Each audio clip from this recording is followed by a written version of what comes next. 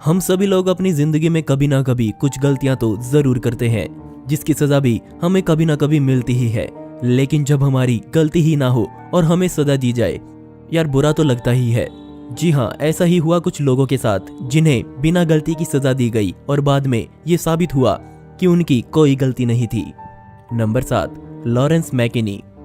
Lawrence McKinney अब 60 साल के हो चुके हैं, लेकिन 1978 में उन पर एक घर में चोरी करने का और उसी घर में रहने वाली एक महिला का रेप करने का आरोप लगा और कोर्ट ने लॉरेंस को उम्र कैद की सजा दी।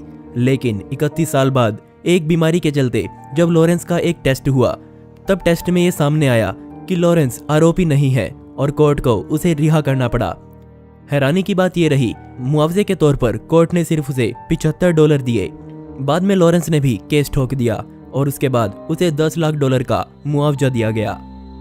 Number 6, Wilbert Jones. Wilbert Jones जो 1971 में 19 साल का था, तब उसे एक नर्स को किडनैप करने के जुर्म में उम्र कैद की सजा हुई और हैरानी की बात यह थी कि उसके खिलाफ कोई सबूत नहीं था सिवाय उस नर्स के बयान के। लेकिन उस नर्स के बयान पर कोर्ट ने उसे उम्र कैद की सजा दे दी। लेकिन विल्बर्ट की फैमिली ये मानने को तैयार नहीं थी कि विल्बर्ट कभी ऐसा कुछ कर सकता है और कोर्ट में काफी अपील करने के बाद केस को रीओपन किया गया, जिससे विल्बर्ट निर्दोष पाया गया। लेकिन तब तक वो अपनी जिंदगी के 50 साल जेल में गुजार चुका था। Number 5, Kristin लोबैटो। क्रिस्टिन जब 18 साल की थी, तब उसे 100 साल की सजा सुनाई गई, वो भी ऐसे गुनाह की जो क्रिस्टिन ने कभी किया ही नहीं था।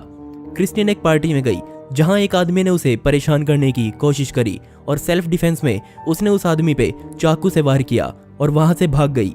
क्रिस्टिन को लगा कि वो आदमी मर चुका है और उसने इस बात की रिपोर्ट पुलिस में नहीं की, लेकिन अपने दोस्तों में इस बात को शेयर किया और उनमें से किसी एक दोस्त ने ये बात पुलिस को बता दी और क्रिस्टिन को हत्या के जुर्म में 100 साल की सजा सुना दी। लेकिन कुछ टाइम बाद वो इंसान सामने आ गया जो कभी मरा ही नहीं था। लेकिन तब तक 16 साल बीत चुके थे और इतने टाइम बाद क्रिस्टिन को रिहा किया गया। नंबर 4, वामे अजामू। 1975 में वामे को 100 साल की सजा दी गई, जब वामे सिर्फ 29 साल का था। वामे पर एक सेल्समैन की हत्या करने का आरोप लगा, लेकिन इस बात का कोई भी सबूत सामने नहीं था कि वामे ने ही उस सेल्समैन की हत्या की है।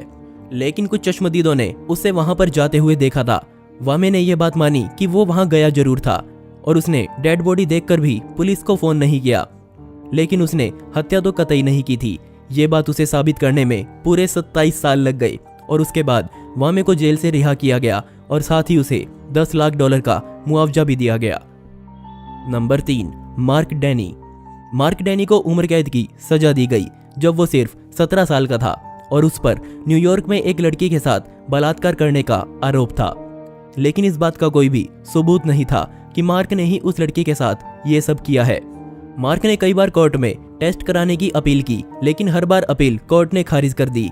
लेकिन मार्क ने भी हार नहीं मानी। 30 साल बाद कोर्ट ने टेस्ट कराने की मंजूरी दे दी और टेस्ट रिपोर्ट में यह साफ हुआ कि मार्क आरोपी नहीं था। बिना किसी गलती के मार्क की जिंदगी के 30 साल जेल में बर्बाद हो गए। Number 2, Richard Philips. 1971 में रिचर्ड पर अपने साले की हत्या का आरोप लगा और उसे उम्र कैद की सजा दी गई। जब उसे यह सजा मिली, तब रिचर्ड सिर्फ 27 साल का था और अब रिचर्ड की उम्र 72 साल हो चुकी है। और अब जाकर रिचर्ड बेकसूर साबित हुए, वो भी जब पुलिस को असली खूनी मिला।